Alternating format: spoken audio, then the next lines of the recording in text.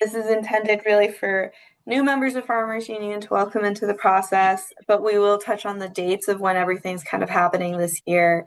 So hopefully that's helpful as well. And then we'll be there to answer any questions at the end. So WFU is a membership-driven organization. That's meaning our policy is determined by the members that drive the organization. So all of you and us as staff are directed by the members on what's to work on and what's important to them. And our policy is available and accessible to all of our members on our website. Our website recently, our WFU policy page recently got beautifully redone by Erin. So now this is the new page that has the WFU 2025 policy book. And it's accessible online, and then also can be picked up in person in printed version at any of the WFU offices. So if you prefer a printed version, they have those available at the Chippewa office and then our Madison office. So this meeting is to kind of break down the dates of the process and what each of these steps mean. So October 1st is when our chapters and committees will submit all policy, bylaws, and special order proposals to us, the Government Relations Department. October 16th is when the Resolutions Review Committee will meet. And then November 8th is when the policy, our president's meeting convenes as well. Our final step of the process is the December 11th to 14th state convention. So we're going to take a deeper dive into each of these steps now and what each of them mean. And I'll continue to revisit this kind of chart throughout the presentation.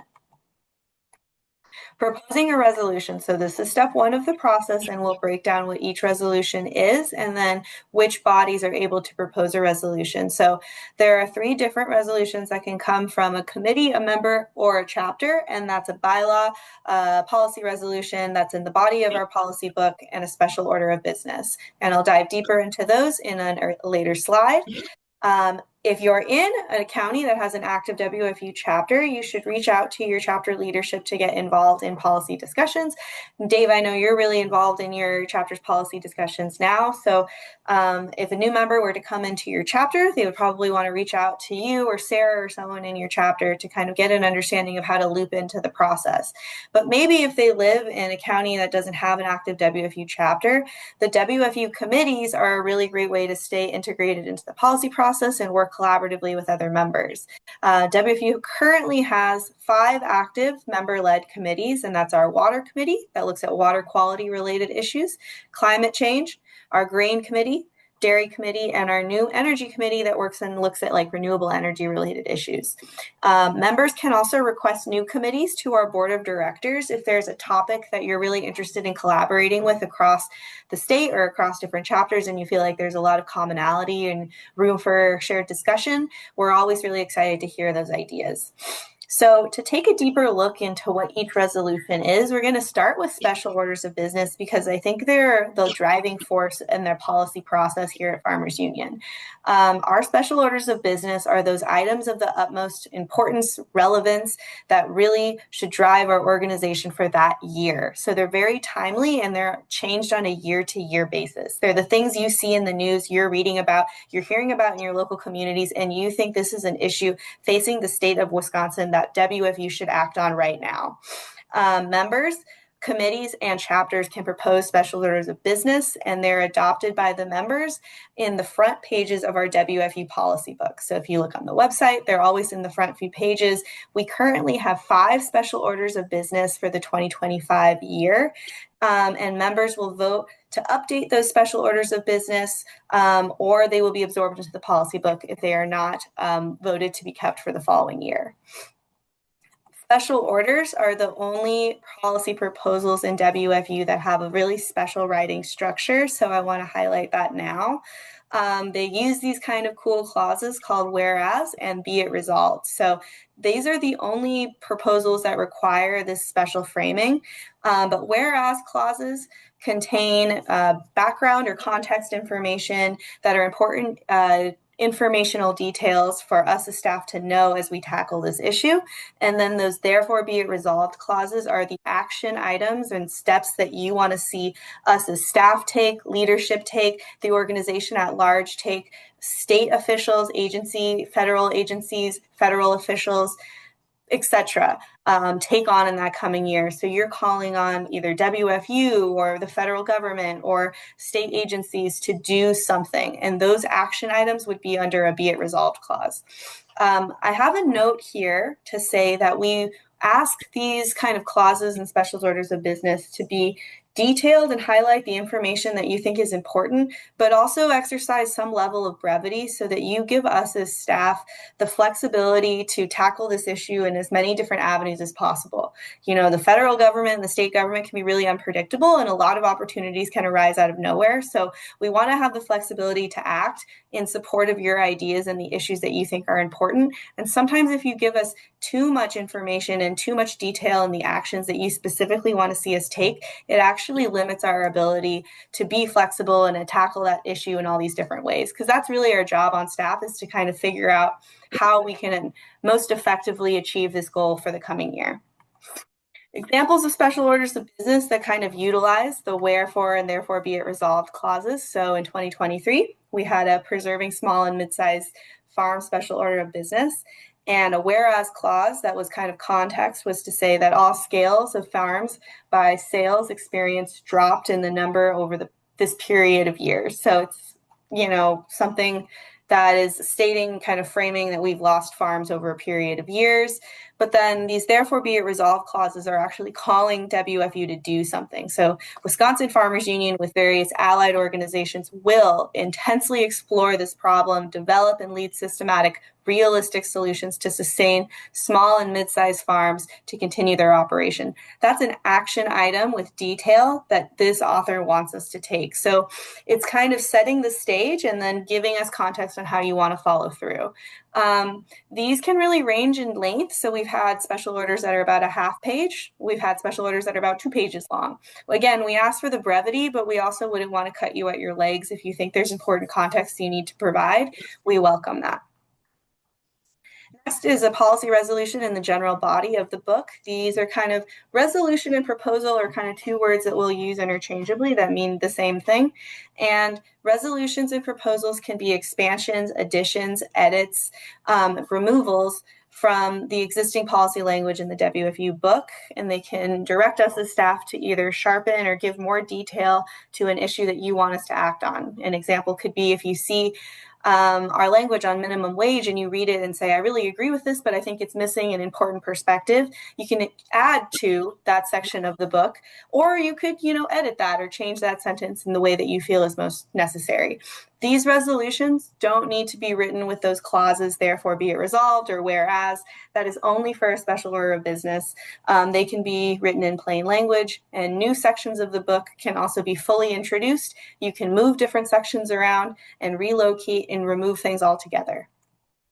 Here are some examples of what that looks like. So when you strike language out, for example, this author edited the last sentence of federal policy under energy.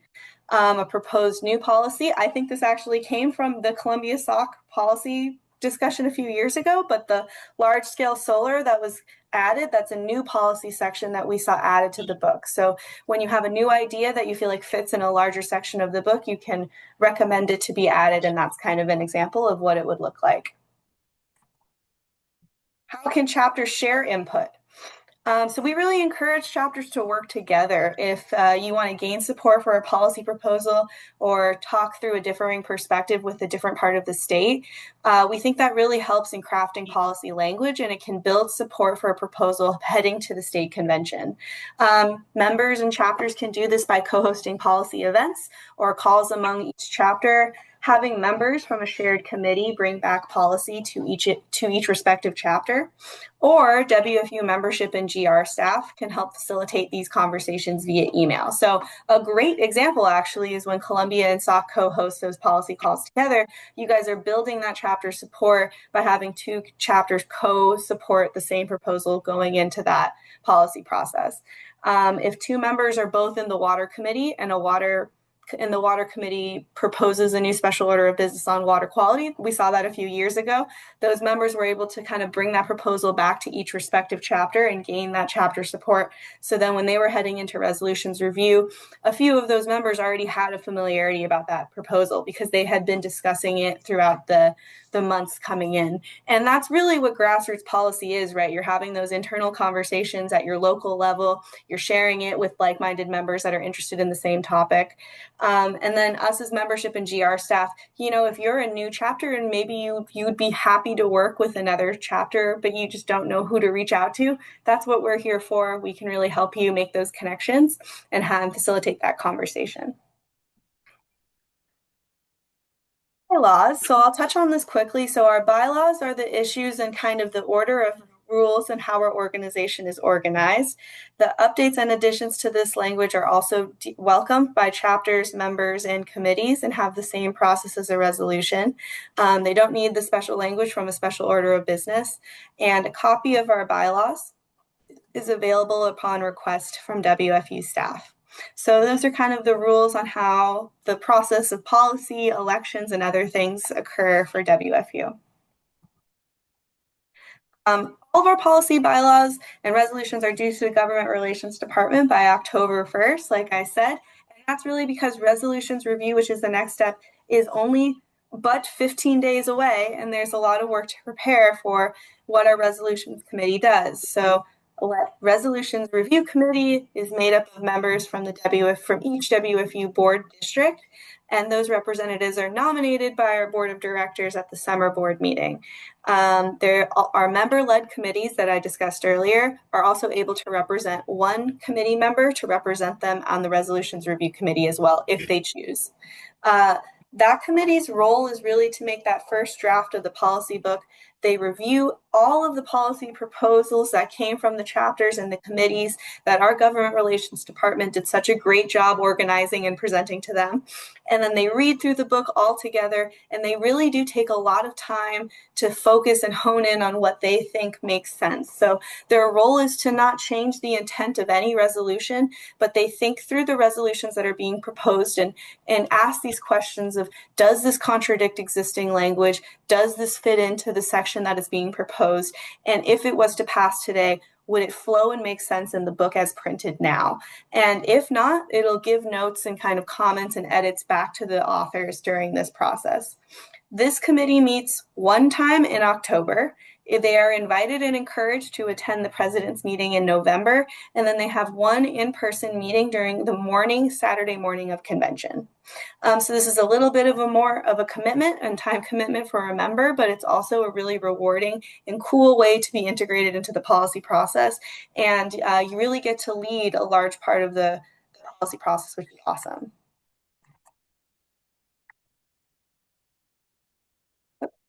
Our bylaws committee, which is made up of the WFU chapter presidents from each of our a WFU chapter president from each of the 8 board districts, plus we have 2 board chairs.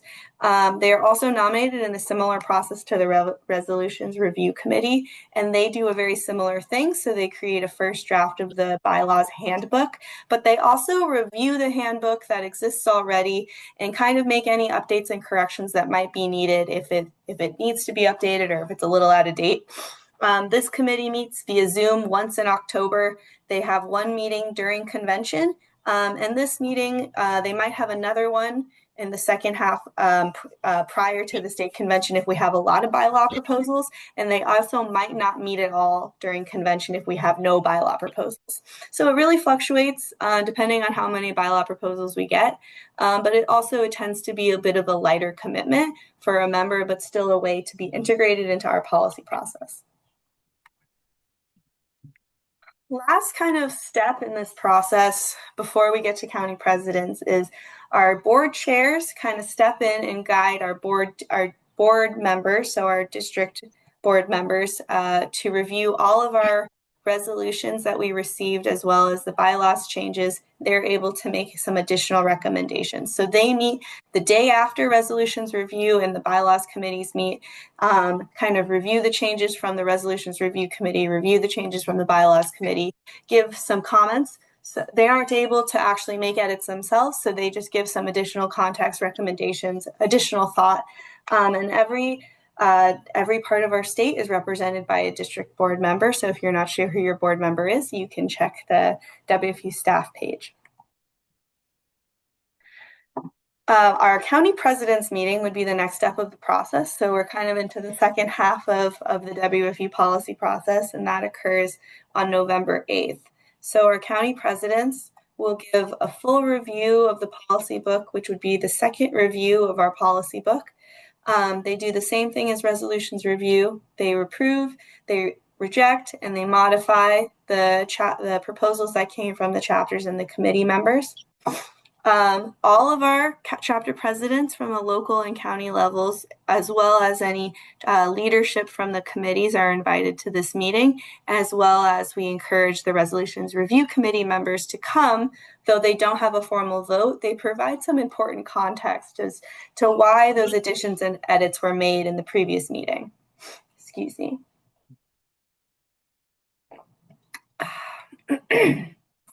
The president's meeting is also where we'll choose the number of special orders that can be selected for the state convention that year.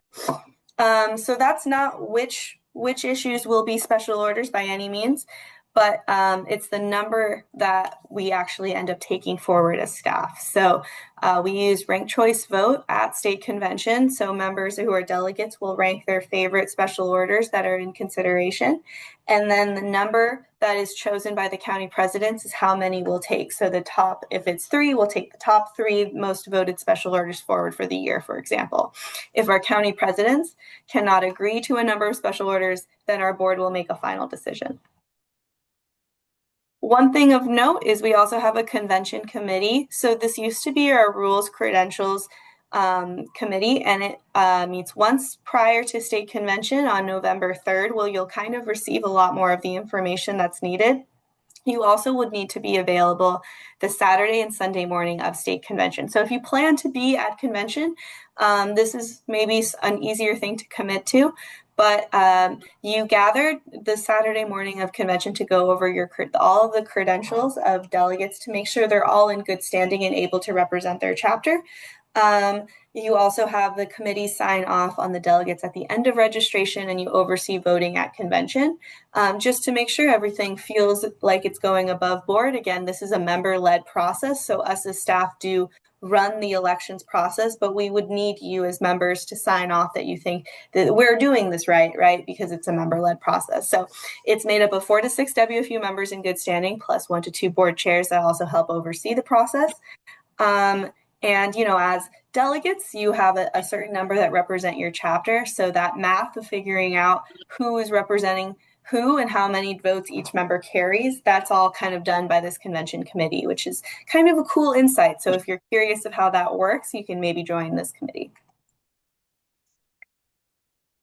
Last, we're into December, which is our state convention, which is so exciting. So state convention this year will be our 96th annual convention. I'm so excited for when we get to 100. I wonder what we'll do. And it'll be at Chula Vista in the Wisconsin Dells from December 11th to the 14th in 2025. As a side note, the Friday of convention is always a groundswell, which is a pre-convention workshop that we have on a pressing topic to our members.